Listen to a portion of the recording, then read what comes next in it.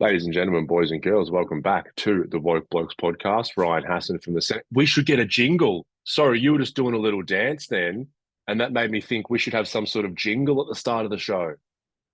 We do. Oh, We do. do we?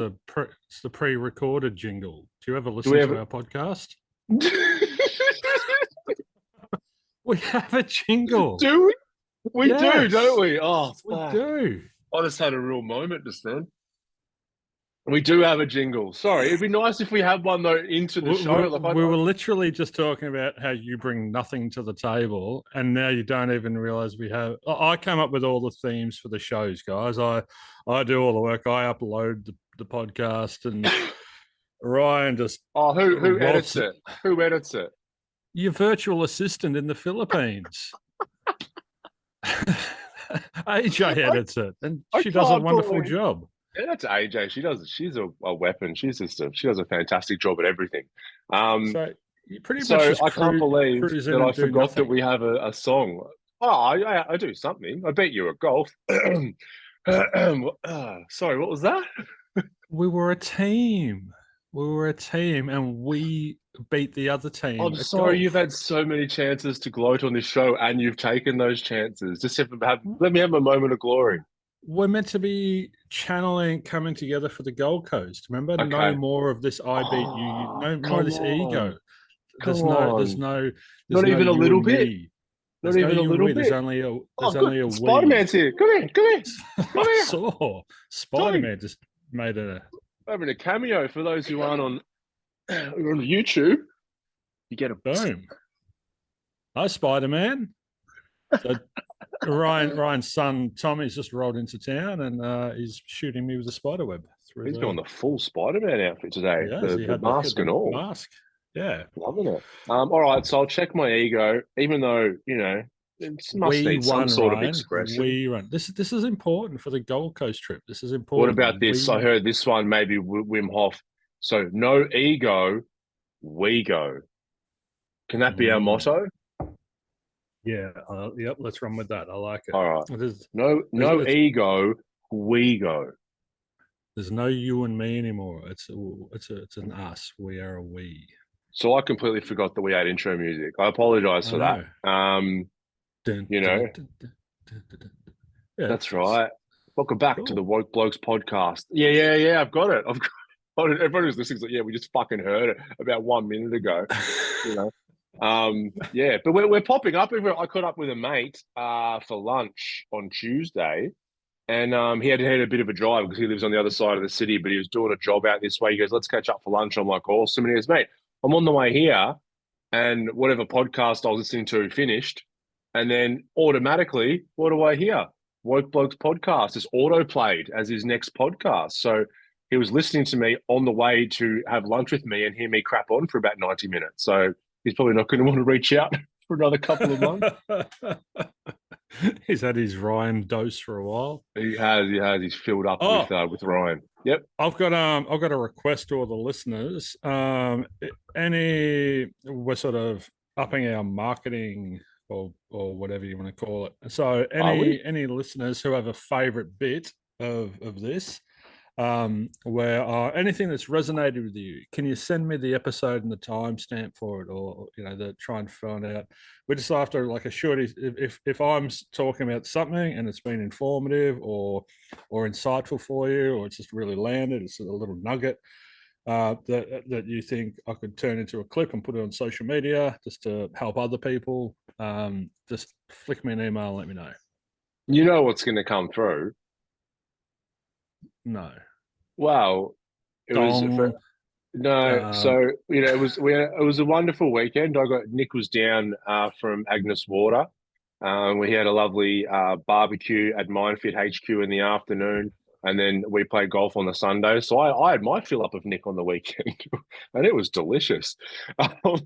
And so and so we're at Myndfit, and someone came up to me, he introduced themselves, and said, "Look, I feel like I know you because I've listened to every episode of the podcast." And this isn't the first person, but the one moment they bring up in all the over 100 episodes, we're talking about philosophy, mental health, we're talking about addictions, we're talking about spiritual practices, how to be a better person, how to think better, how to live better, how to be better emotionally, how to be there for our partners and our families. The one bit that gets brought up the most is the vat of shame wanking tears. That was profound. That was very insightful. That's Actually don't know what episode, so we might have to find that clip. I don't know if it's one for social media posting, but it's probably definitely not. a most Do you played realize? episode. I don't know if you was conscious or not, but you just spoke the Myndfit motto. You just the tagline Well, for Myndfit. yeah, I thought it was discomfort precedes No, no. success. No, that's the program motto, but the Myndfit is think better, live better. And you I literally put it. just It said was it. in the middle of that little bit there, wasn't it? Yeah, yeah, Wow, you rub it off yeah. on me, Nick. I'm not going to. I'm not going to go there. This is a. I'm not. It's not the um, demographic to have that kind of conversation. But look, one of the fellow that I spoke to on the weekend as well. One thing that he did say is that it is great to have a show where we are talking about deep concepts, stuff that people would classify as very serious and all that kind of thing, but we're not overly serious about it in that we're having lots of laughs along the way. And I think that that's incredibly important. We've said it many times on the show, but doing the work on yourself and going through all this, like it doesn't have to be serious. I'm getting better. I'm judging myself and all that. We've got to be having a laugh and a bit of fun along the way. Well, let's kick the show off proper then, because I did go down to Melbourne for the weekend, and I had a very early flight Monday morning, so I only had check-in, carry-on luggage, so I didn't have to put a suitcase on or anything. And so I got there, went through the screening where you put all your bags and everything, and they pulled me up on the other side, and they were like, "I'm just going to check your bag. We found something in your bag." So M's dad has bought a 22 rifle, and he's going to. I'm going to buy it off him. My gun license has just come through because wild dogs and whatnot on the property up here. I hope we don't get to use it, but it's better to have it than not need it than need it and not have it. So and he put a little 10-round magazine in my bag, gun magazine, for where the bullets go. And we thought nothing of it. There's no gun, there's no ammunition or anything. So they picked up on this thing, and you can't bring that through. Long story short, the federal police were called. Oh, what? I missed my flight. They were paging Nick Sutherland. There's Nick Sutherland here, and I'm like, and I observed this lady at the screening sort of section really enjoy the dynamic of the relationship her and I were in, where she held all of the power and she used it in such a way that it was just so interesting to watch. She escalated the whole thing, and she went to, "Oh, well, you may as well have bought a gun in here," and I was like, It's not really? quite the same, is it? That's where you want to take this? And I was saying to her, Mhm. look, I'm happy to leave it. Please just take it, throw it in the bin, do whatever. I've got to get on this flight. There's not another flight on this airline to Gladstone until this time next week. So let's get I have to call the police, and and they came over, and they were so good, the AFP. There's three of them. One of them was in the army, so her and I were having a chat, and then the other one's like, "What do you do?" I said, "Oh, ex-army and mental health practitioner." And he's like, "Oh, all right, what's this for?" I said, "We've got 40 acres. I'm getting a gun, blah, blah, blah." And he's like, "And they called us out for this." And they were just so crazy. "All right, I'll pretend to be official, Mr. Sutherland. I'm cautioning you," and blah, blah, blah. And he said, "What time's your flight?" And I went, 5 minutes ago. And he's like, "Oh, we didn't know. We would have rushed over a bit quicker. We took our sweet time getting here." So I missed the flight. So $600 later, caught one at lunchtime. Didn't get until 8:30 that night. Got off the aeroplane and got a bill from the local mechanic that had been working on the Defender I just bought. $5,700 for it was insane. 41 hours work, and so all of this, it was a heavily stimulus-laden day. There was just, life was happening. And I just sat in the pocket. I just sat in that space between stimulus and response. And I just observed, and I observed the mental chatter increasing, and I observed the emotions starting to get stirred up and whatever. But then I just also observed the self-soothing and the surrendering and the embracing of it, and the this is necessary. This is we need. This is resistance. I'm not getting what I want. I'm not being loved and liked. I'm not having the perfect day, and so this is here before me. What can I do? And by the time I got home, I was so stoked to see Em and the doggos, and you know, I wasn't affected detrimentally by all that had happened. And I didn't need to, you know, get it out of my system talking to Em about it or whatever, blah, blah, blah. It was just come home. Oh, yep, you're okay? Yeah, I'm great.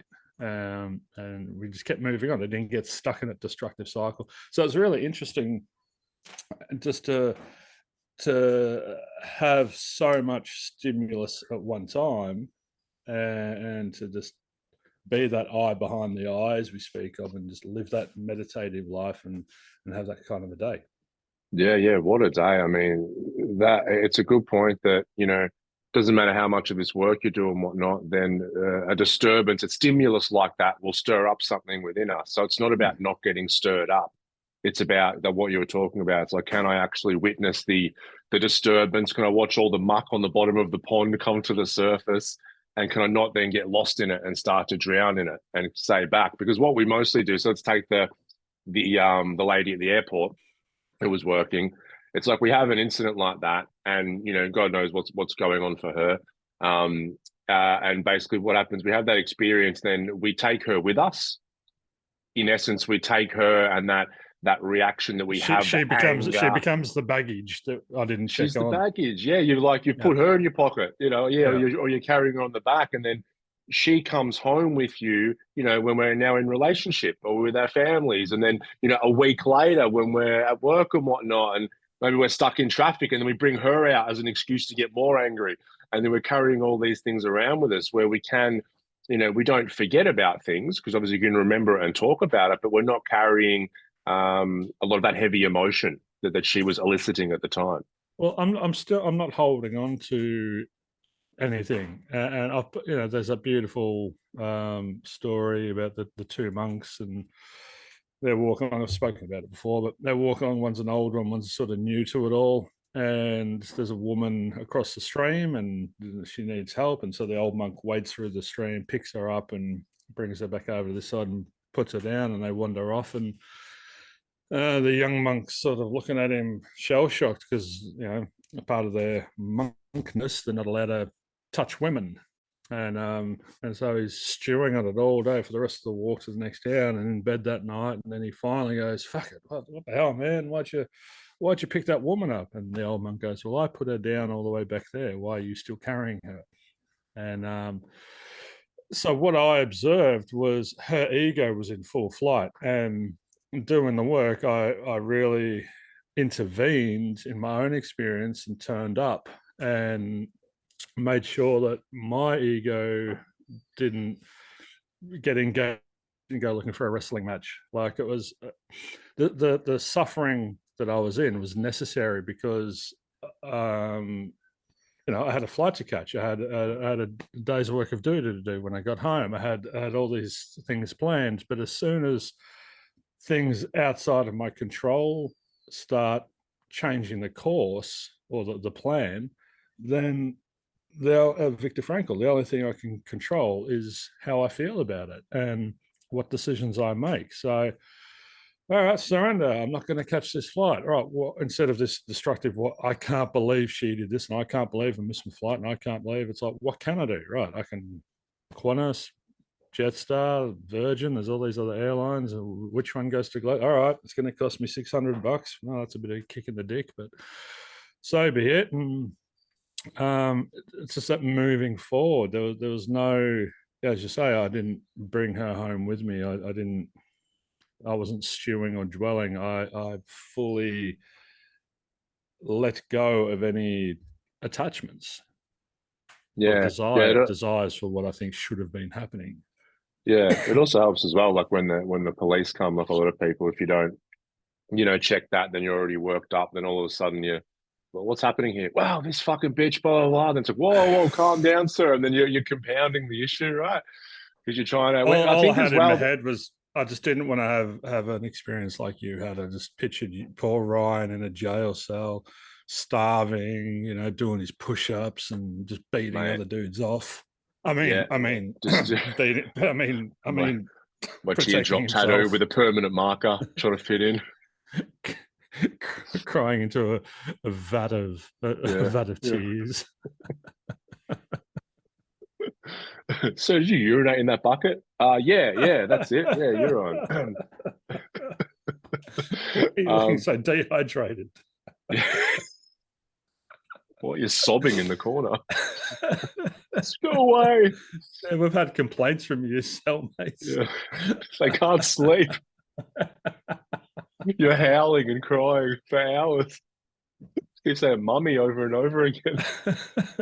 So that being able to self-manage and self-regulate my emotions and have an emotional response that's in proportion to what I was experiencing prevented me from ending up in jail like your good self and having that horrendously traumatic experience.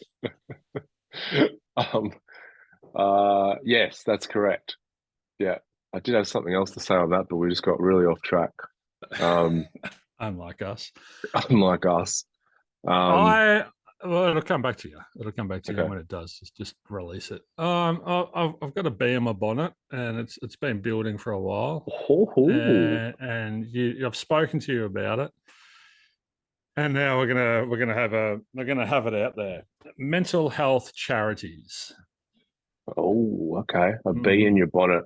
What does that mean? Like, mm. what's a bonnet? Like, it can't be a car bonnet. Like, if I have a bee in my Well, car bonnet, that's not much of a problem. Is no, a bonnet an item bonnet of is clothing? yeah, it's an item of clothing, women's clothing. It's the Right. thing they had Okay. on their heads. The Oh, well, that is a problem. Jeez. Yeah, a bee Okay. in your Okay. bonnet. All That's right. gonna hurt. All right. Have it out then. What's your beef here? What's your issue with them? They're out trying to do good in the world, trying to raise awareness around mental health. Out there doing, What a do they little. fucking? What do they raise? What do they? What, they've got no idea. And yes, I'm using absolute language, and I'm putting them all in the. Oh, I'm putting them all in the one Oh, bucket there. unprofessional. What? Nick, turn your phone off. I'll turn you off. Um, You do have a bee in your bonnet. Wow, I might have two push. bees in your bonnet. I'm walking for mental health. I'm doing push-ups for mental health. Raising what does it mean? Raising awareness. Explain to me what is raising awareness of mental health. No one Well, I knows think what fucking mental health is. So all they're raising is suicide's bad. Don't kill yourself. yeah, That's that pretty should much solve it. the problem. Yeah, yeah, no, that's Now, good. That's look, that. I think, yeah, My go, bee go. comes from just hold your horses for a minute, right? There's a bee in my bonnet. Hold your horses. Um, Everyone I've spoken to who's been in a very unhealthy mental health space, myself included, no amount of you doing push-ups was going to fucking help me at all. No amount of you walking from here to Timbuktu was not going to help or benefit me in any way. So all of these mental health charities are raising money, which a lot of it's going to their pockets. And I don't know what they're not. I can't see any change. I see nothing changing. It's to me, it's actually heartbreaking because it's like they're profiting or benefiting from sincere, genuine pain and suffering. Like it's, I just can't get my head around it. Okay. Be in your bonnet. All right. I think I get where Play you're the coming devil's from. advocate. No, no. Educate me. Play the. Okay. Well, it depends. So you're right and you're wrong because you say a mental health charity, and that encompasses many different things. And so over the years, for me, I have seen exactly what you're talking about.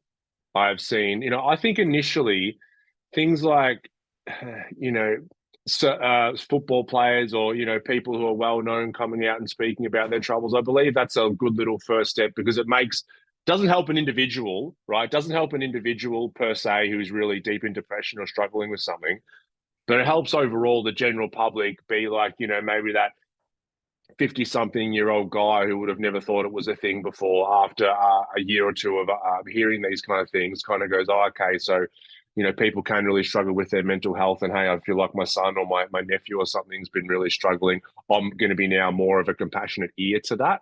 Okay. And it's only a very small step, but on a collective level. That's great. Yeah. Okay. I've seen, but I believe that we're at a point now where we need a much deeper understanding apart from like, hey, mental health, like you're saying, right? I get that. I've seen a lot of charities out there, a lot of bigger ones who raise a hell of a lot of money and put it to terrible use. So, I'm talking about that, like people who are on the board or CEOs of mental health foundations paying themselves a ridiculous salary from a non-for-profit, which is essentially stealing from people who need it. So I completely agree with you in that regard. Or putting it towards, I've seen, I won't name names, but some of the bigger ones here, I've heard stories. Name names. Name them. Name and shame. Beyond Blue. That was in my head. That was in my head. Well, probably one of the biggest and most well-known ones here in Australia. Spending ridiculous amounts of money putting together these programs that never actually get implemented. That sort of stay on the shelf. And they put out all this data and statistics saying, there's so much statistics, so much data on it, and this is where the crux of my issue is. There's so much awareness of how terrible it is, but there's bugger all education and meeting it at the root cause. There's so much focus on the symptom and nothing that I've come across is dealing with the root cause of it. It's just go to a GP, get a mental health care, it's funneling everybody into the mental health system, which is horrendous. Which is a flawed and broken system. Yeah, I get it. You're exactly right. And so that's why, I get a real bee in my bonnet every time, let's say a new budget comes out and the government are like, oh, yeah, no, we definitely see there's an issue with mental health in this country. So we're going to actually increase the budget from this amount to this amount to help solve that problem. The issue is exactly like you're saying, the extra money is being spent on an already broken system that isn't getting people the help that they need. So it's like you're not actually solving anything by doing that. And that's because these main charities and non-for-profits have a monopoly on the mental health space. And so that they are in, friendly with the government, state government and federal government. And so when the funding gets announced, they're the first ones to go and put their hand out and say, we'll take that funding. And that a large amount of that money goes to shit that doesn't work or never sees the light of day anyway. Okay, you go. So Jeremy Forbes is a dude in Victoria, and he ran an organisation called Halt, and it was for tradies. And he'd drive around. He was a painter by trade, I think. And he had a mate commit suicide, and that sort of got him to go, all right, I've got to raise awareness. And so, he got local butchers and bakers to donate some bread and sausages, and he had a sausage sizzle at a job site and speak. And then he went and met someone, Greg Hunt. He met Greg Hunt, who was the Minister for Health at the time, and got buddy with him. Ends up with $2 million funding. $2 million he got, right? So he bought himself a new truck and went around and had the most amazing sausages. I went to a few of these Halt things, and he got these emotive people up whose son had died, and she was just like, oh, that's terrible. And it was all about her. And then they hand out a fucking show bag with a pen in it, and pamphlets, and go and see your GP. and medication, and I was just. I'm not bitter. I'm not coming at this from bitterness or resentment or anything. I appreciate everyone's trying to, or people like him, he was trying to do the best he could with what he had, but he wasn't a professional. He wasn't equipped to do anything. Well, I think the frustration from our point of view comes because we can see, especially the last, I suppose, 10 years, there's all of a sudden all these resources, and whether that comes from government or privately funded, charities that are getting funding from people and whatnot. So there's this massive resource pool now that wasn't there before. And for us, like you said, all those resources being funneled into something that works for some people, but very few, it just seems like a real waste. That's the feeling I get. It's like, wow, there's this big pool of resources and it's being wasted. And we see, thousands and thousands and thousands of people out there who those resources aren't going to help those people at all, and they really need it. No, that's not reaching the people who are sitting in their house, stuck in their house, not being able to leave the house like I was, or are genuinely contemplating taking their own life, or who are so anxious that they're debilitated and they can't eat or sleep, or it's not reaching these people that really need it. And I mean, imagine what could you do? What could I do with $2 million in terms of helping people? It would go so far. Free programs for everyone. We'd get this, Acacia retreat place, and we'd just be running retreat after retreat and working on the core of the issue instead of raising awareness of how many people are committing suicide.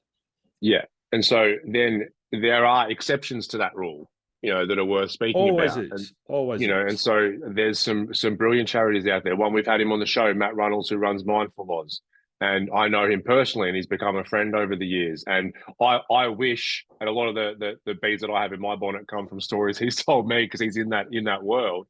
I wish some of those resources were not only going to, people like you and me, Nick, but like him as well, because he is, I know his passion and the way that he runs things, and the fact that he takes so little, money just to get by himself, and every bit of money they raise goes towards they're moving towards more of preventative measures now and getting programs into school to teach kids about emotions, how to describe them, how to know which ones are which, how their thinking patterns, how to have a safe space. So he's going to the real root in childhood, but also, I've spoken at some of his events in regional Victoria, where we have, 300-400 people out there, not just talking about there's no show bags or anything like that, but it's like, hey, we need to understand the roots of what's going on here. And there are more options out there. Yes, maybe if you can go to a GP and whatnot, if you feel right, but there are so many more options out there and so many communities that we can tap into now to get help, not just the standard ones.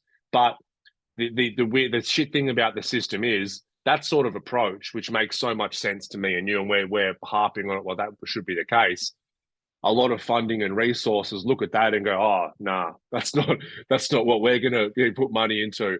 Oh, you over here, you want to go and travel around giving out fucking show bags and having people talk about stories of suicide and spout stats. Here you go, have all the money. And so that's where a lot of frustration comes from. There's a "Are you okay? Are you okay?" day. Like I've gone to mine sites and outback towns and everything, and I'm literally standing there talking to the people and listening to them and hearing their struggles and everything. And I asked them, there's an "Are you okay?" post on there that management or corporate have posted up there to tick their box and to make them feel better. And I say, what is this post to do? And everyone's like, we've got no idea. It's the most wasteful bit of printing ever. Like, are you okay? No. Oh, okay. And that's it. That's where the conversation stops. It's like, I see that you see there's the stickers on the cars, on the back of the car and that kind of thing. And I can't remember who it was, but this is a while ago. But I saw, because I always see them and I kind of think the same thing. And then whoever it was, they had it on there. I think I was at a party or something. Like, oh, I noticed you got the sticker on the back. When did you put that? Because I did. They handed him out at work or something, and I put it up. And I'm like, are you actually, asking your close friends and everything or family members, are you okay, and actually being, real? Does that sticker enhance your ability to do that? She's like, no, It's I just do that with struck or me without the that sticker. I've just found the bee in the bonnet. Oh, I found the sting. I is it? found the It's a barb. European wasp, I think. I found my issue with it. The Okay. issue is it's creating a false reality. It's creating this. Look what we're doing for mental. The statistics are getting worse, and Okay. Yes. so much money is being spent on mental health, but nothing's fundamentally changing, and it's creating this illusion of look what we're doing, and yeah, we're attending to mental health and we're fixing the problem and we're doing, and it's not. It's fucking bullshit. Nothing's actually changing. Nothing. It's broken, and they just keep pouring money into it and going, look what we're doing, and look at all these charities, and are you okay? And let's get beyond blue, and it's Yeah. just So it's like this. It's like, yeah, that's I'm that's getting the not same vibe. okay. It's like going, well, look, do you know now here in Melbourne, 1 in every 10 cars has an "Are you okay" sticker on the back, and then everyone celebrates and goes, great success. But it's like Yeah. that's the wrong metric. That's the wrong metric that you're tracking here. That's only a success if that leads to an improvement in people's mental health. Less suicide, that kind of thing, and it's not. No. So that's really And then people will say, um and then they'll say, but it does. You don't see it now, but that has a flow-on effect, in 5 years or so. But that's the awareness thing's been happening for way longer than that now. So that doesn't appear to be true as yet. I'm in dharmic anger at the moment. So this is I'm in control of my emotions, and I know that Dharmic I'm. anger. It Oh is. It's dear. dharmic anger. It's a Yeah, thing, yeah, yeah. and sometimes it's necessary because I don't want to just sit here and continue to allow this to happen. If you don't challenge it and you don't speak up of it, you don't shine a light on it, it just continues. So I got asked to present a presentation at a golf club on the border, near Swan Hill, and the bloke's mum had passed away. She'd committed suicide, and so he wanted to do a fundraiser for the Black Dog Institute.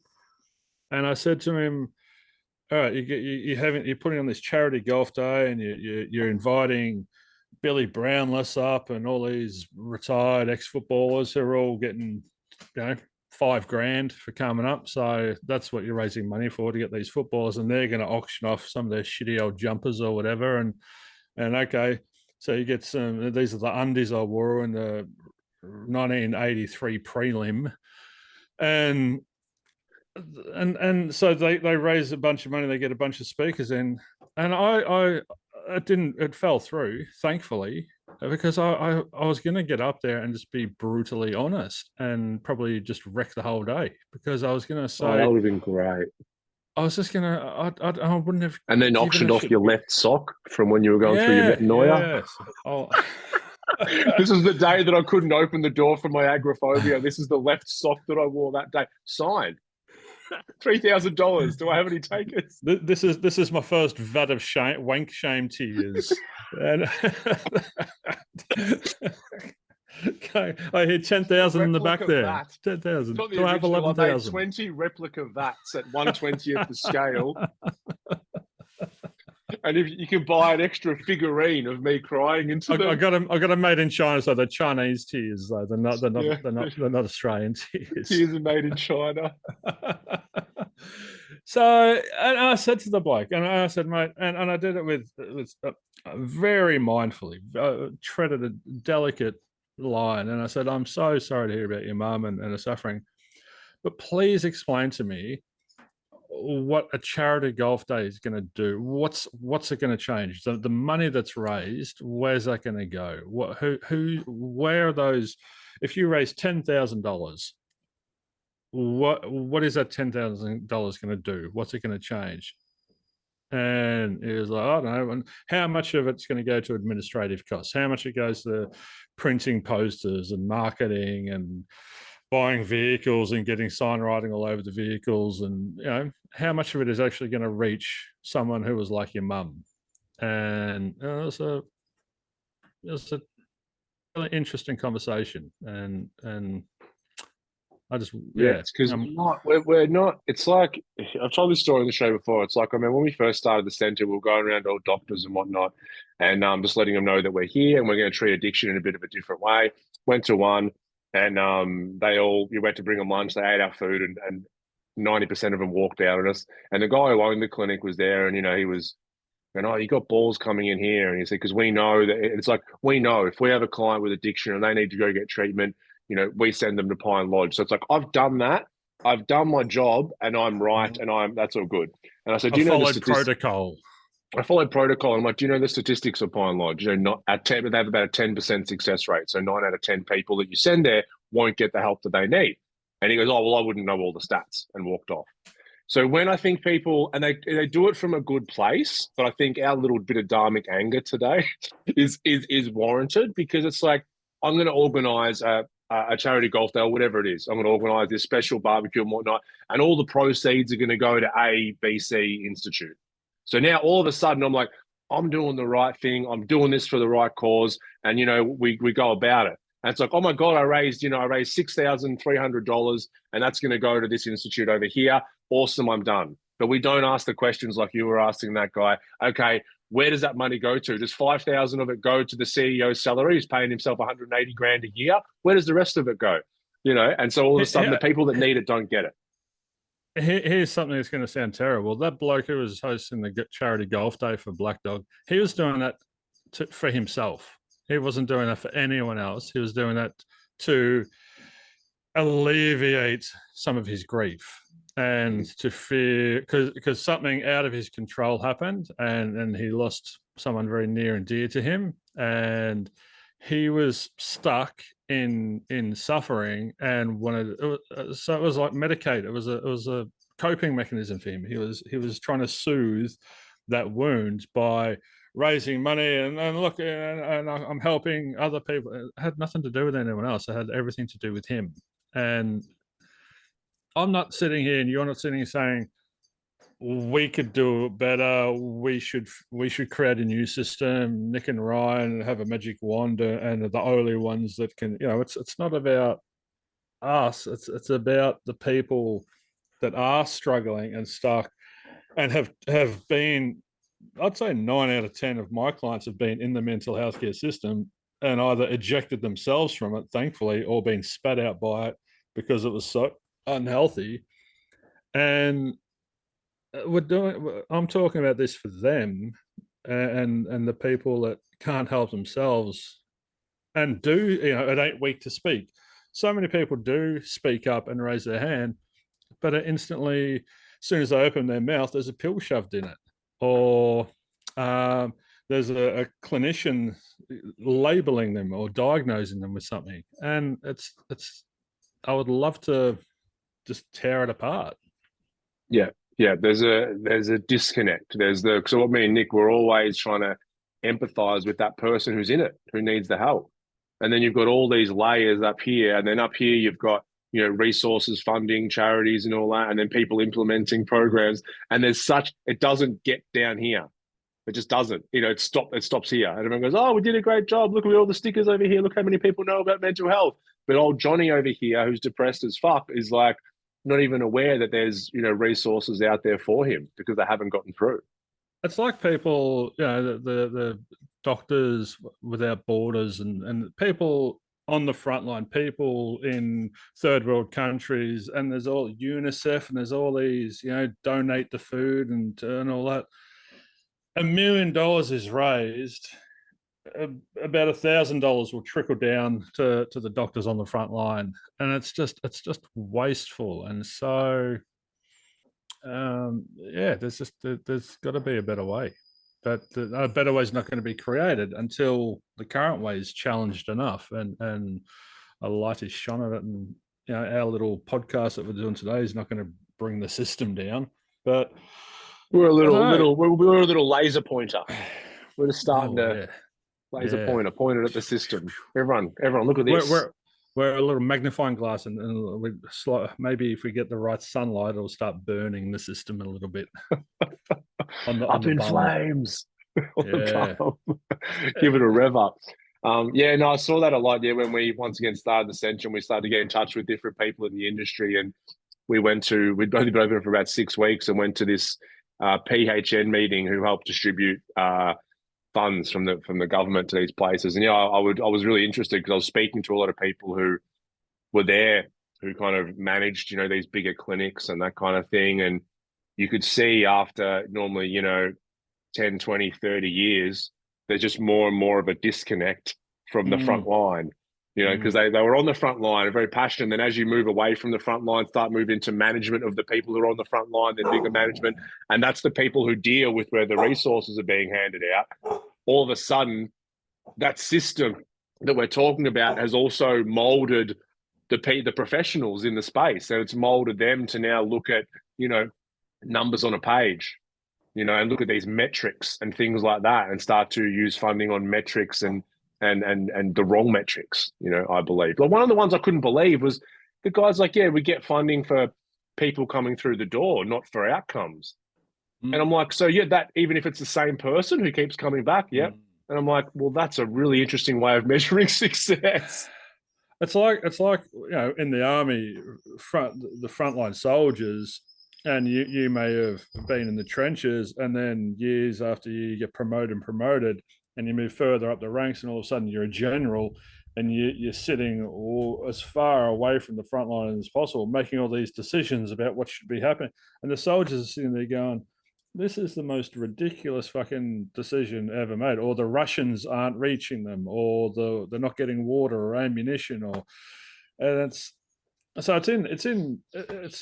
the nature of things. It's in every system, but once again, we can understand the nature of it and go, yeah, it's there, but we can also go, let's try and change it, and let's make it better. I mean, the Dan and Ed from Trademark, they've got TX. They've started their charity, TX Foundation. That's for tradies to get a free phone call with a psychologist, and that's sort of a temporary thing. So that's great, and they're doing amazing with that. But I've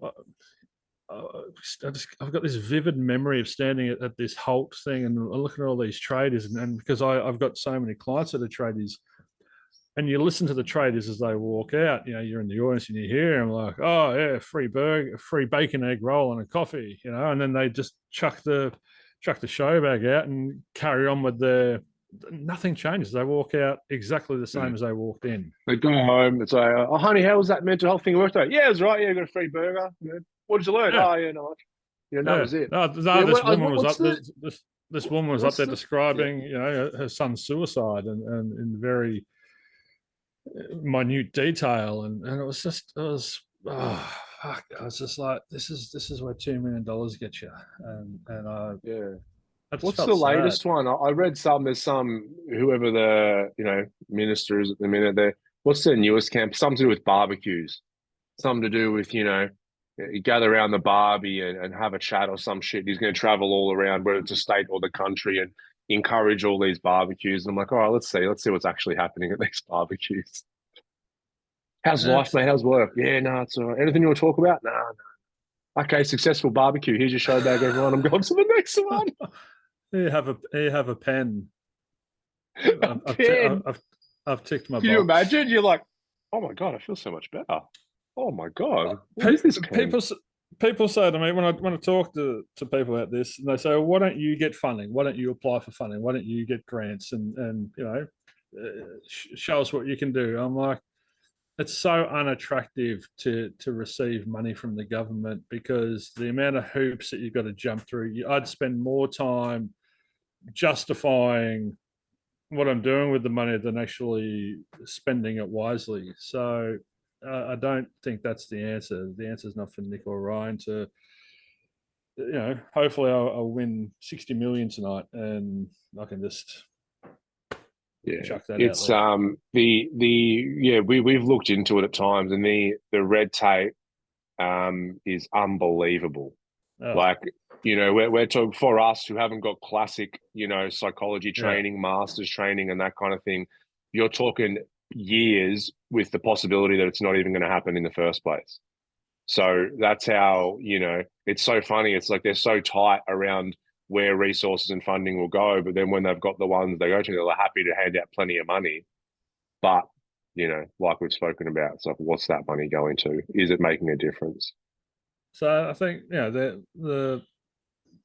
we've got to control the controllables. We can't control the mental health system or the funding or people who are receiving the funding or where the money goes. So we can only control what we're doing. And so for me, my focus is on, working with people. And comes back to my, if you're a listener and you've heard something resonate, I realize Myndfit's not reaching the amount of people it needs to. We've got clients and it's great and all ticking over, but it's not at its potential. It could reach so much more, and it's seemingly, the feedback is that it's very attractive because it's so different from the typical mental health model, and yours is the same. And so I feel like I'm not doing enough to promote it and get it out there, but I don't want to market it as selling a product. I just want to give away all of this information, and if it lands or resonates with someone, that may then trigger them to pick up the phone or send an email and go, oh, hey, heard this little clip on Facebook or Instagram or whatever, really resonated, can I learn more about that? And so I think spreading the information as far and wide as we can. We don't promote this podcast, and it's great that it popped up on your mate's feed or whatever, but maybe we need to start putting this out there a little bit more. And I don't know. I think you could, you should make some show bags up. Myndfit show bag, pen, obviously pen. You have paper or plastic? Plastic, non-biodegradable plastic, and okay. A pen, just like a dodgy Bic pen that you've just put a little Myndfit sticker on. A sticker for their car. Is your Myndfit? Question mark. Yeah, we'll put that on the car. Yeah. And just a pamphlet of statistics. What about this as a bumper sticker? If you ain't woke, you're broke. Yes. Yeah, definitely. Because that'll change the people's ability. I know if I was in a state of deep clinical depression and I saw that bumper sticker, I'd be cured straight away. That's what I believe. Yeah, so, all right, show bag, and then we'll just start handing them out. Can we get a bunch of black market SSRIs and stick them in there as well? May as well just. we'll just say it's a packet of mints. Yeah. And the antidepressant Valium for everyone. Yeah. Some sort of upper during the day so they can get stuff done and achieve all their tasks. And then because they can't sleep at night, we'll give them some Valium. And then they'll be fine because it's really sustainable to be on uppers and downers consistently to try and deal with day-to-day life. Or what about this? It's a bit of left field, but what if we just numb them completely? So there's no up or down. It's just numb. Yeah, that'll work. That'll also cause less trouble on a societal level. So anyone who's going through something who might be a bit of a disruption to society, we can just, maybe we'll bring back lobotomies. Maybe we'll just travel the country doing Woke Blokes podcast and live streamed lobotomies. And the electric therapy. Electric shock therapy. Yeah. We can do both. You spin a wheel if you're really struggling. It's like, am I going to be on the uppers and downers? Am I going to be numbed, a lobotomy or electric shock treatment? Oh, I love it. The fifth one's getting to the actual root cause and doing some deep inner work on myself and coming out the other side in a healthy and sustainable way. It's like Russian roulette. But there's only one of those on the wheel. Yeah, that's right. The rest are all... You have like a 10% chance.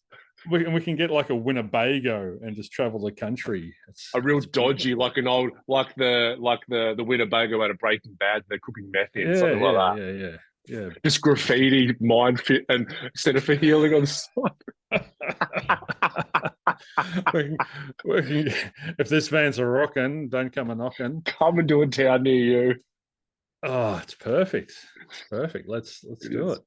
I'd love to do that. I might actually. I had this thought a couple of years ago. That. Not that exactly. Which bit?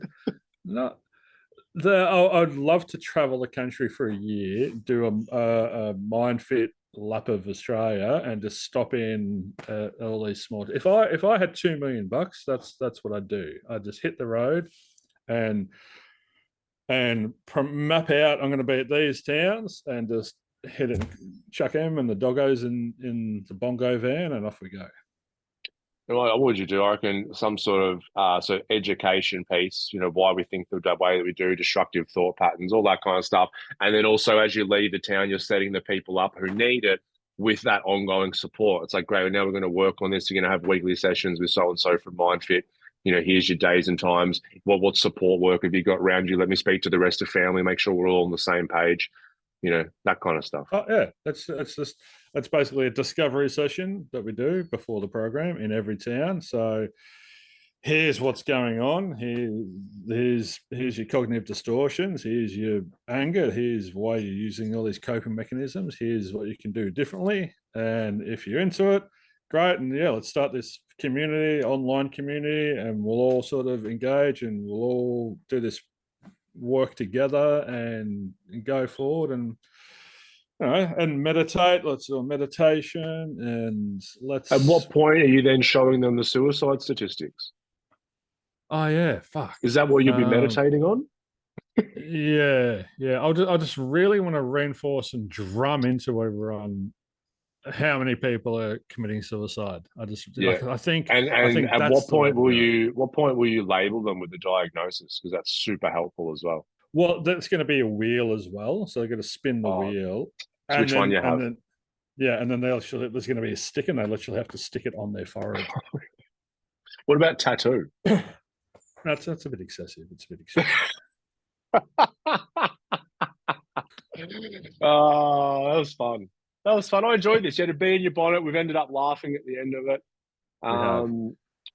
Yeah, I get your bee though. I get that and my point is there's exceptions to that bee in the bonnet, but I totally get where you're coming from. And the one thing we can agree on is that, there is massive flaws in the mental health care system, and there needs to be more options for people and more education. So instead of it's like going to a restaurant and there's just one fucking thing on the menu. It's like, mental health care plan medication. It's like, okay, I'll have that again, I guess. It's like, well, no, different people will resonate with different ways of getting better, and we need those options for people and for them to be the forefront of people's minds.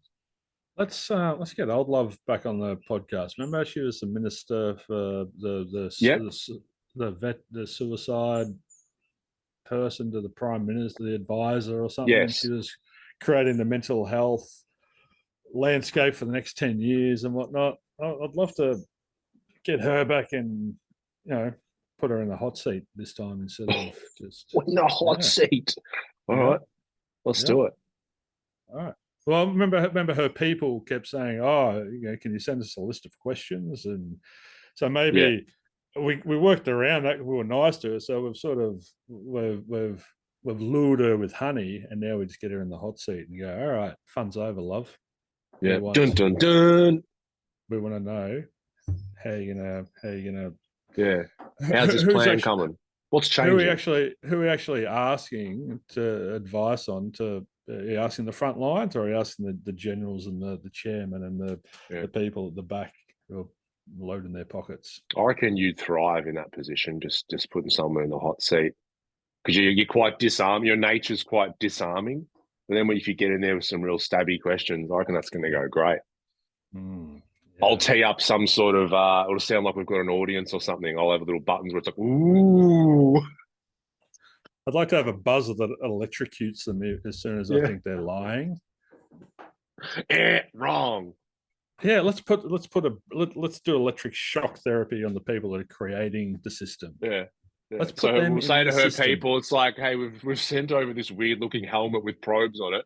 Just make sure she's wearing that at the time of the interview. I'm sure that'll go well. Yeah, no, they'd sign off on that for her. They'd sign off on that for sure. All right. Well, anyway, we're back to the grind for us. Back to reality. Back to doing what we love doing, and the system will always be the system. But we can. I'm going to figure out a way to do this road trip over for a year around a lap of Australia. All right, I'll support you. I might need some sponsors. Sponsors.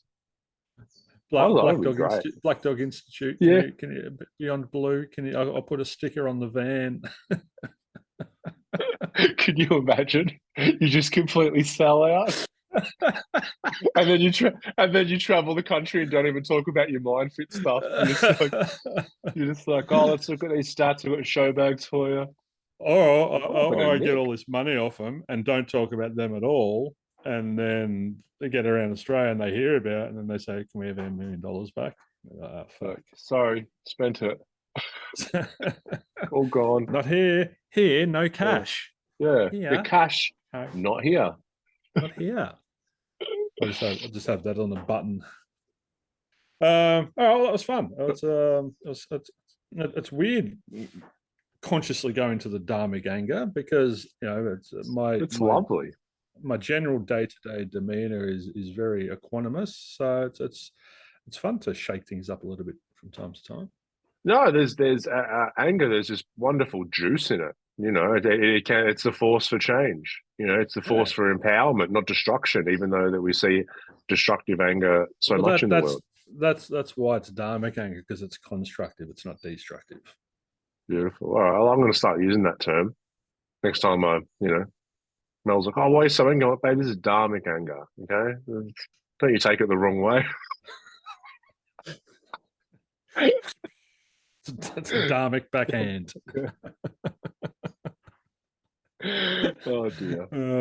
Buddha would be rolling over in his grave, or in his next life, in his next incarnation. All right, everyone.